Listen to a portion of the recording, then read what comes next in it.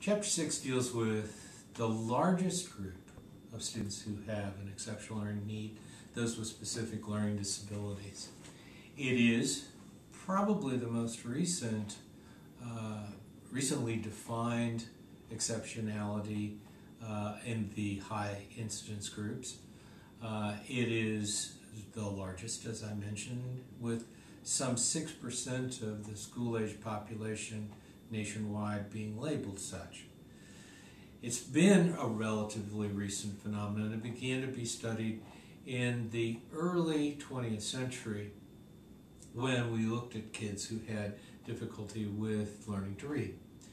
Up until the early part of the 20th century, the inability to master reading was not considered a disability. Many people had no exposure to nor need for learning to read. Hence, we started studying that phenomenon as dyslexia, but over the ensuing 110 years, we've determined that there are other content-specific learning disabilities. Some of them have Greek names, as dyslexia, which is bad reading. We have dyscalculia, bad math, dysorthography, bad spelling, etc.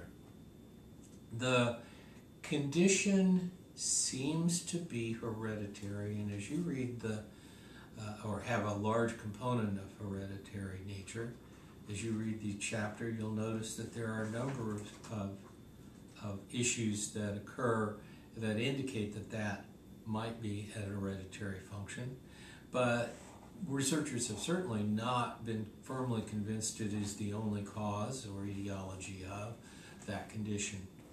We also have a series of issues that surround brain function and brain organization.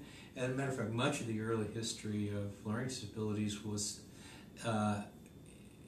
confined to looking at brain abnormalities. And when no brain abnormalities could be observed in victims of a learning disability, we then opined that it must be minimal or functional. And as a result, we're looking at a whole 50 years of history in which we were unable to document specific brain functions or brain organization or brain anatomy responsible.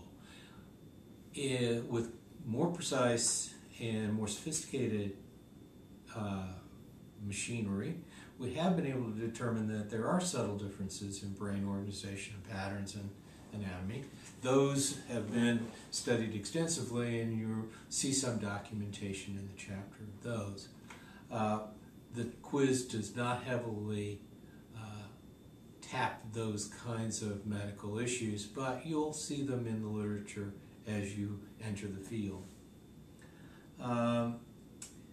This chapter also, along with the last one, begins to talk about lesson planning, structures of instruction.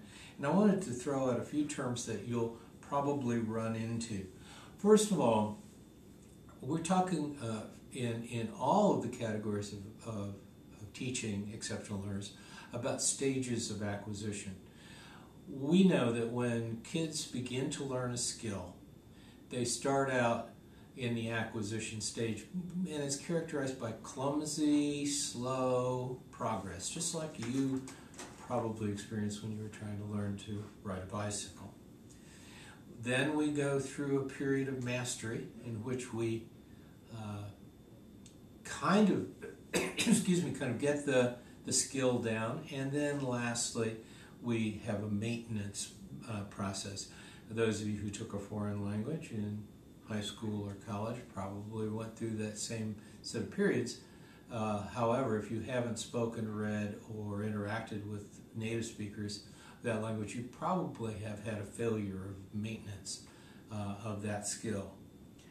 Another set of things that you're going to run across are some learning structures apparent in kids with learning disabilities. One is metacognitive deficits. A lot of people who work with children with learning disabilities also observed that they seem to not monitor their own progress in problem solving. They tend to give up easily. They tend to ask for help in very early stages of looking at problems. They have an external locus of control, meaning that they don't view themselves as instrumental in their own learning, that other things, factors over which they have no control, have control over their success. In order to look at providing instruction to kids, you're going to come across a few terms that will reoccur consistently. One is scaffolding. Scaffolding is an instructional process in which one constructs learning experiences to provide a large amount of assistance, prompting, and modeling of skills to a student early in acquisition of knowledge, and then reduces the student's dependence on those as they proceed. Another is task analysis, breaking down tasks into component parts, looking to see what are the requirements of that task. What do you have to know in order to perform it? That's called task analysis. We're also going to come across in this chapter another set of issues that are going to come again and again. The requirements, skills for early reading. You're going to come across the terms phonemic awareness and phonological awareness. Those are reading readiness skills that have been research documented as important for early reading. Try to find out what the difference between those are, and because you're going to have to rely on it again and again. Finally, you're going to come again across the emphasis on inclusivity and response to intervention. Most students with learning disabilities are treated in a regular classroom. That means that some of the issues arising with those two terms that we've mentioned from the first chapter will continue in this chapter.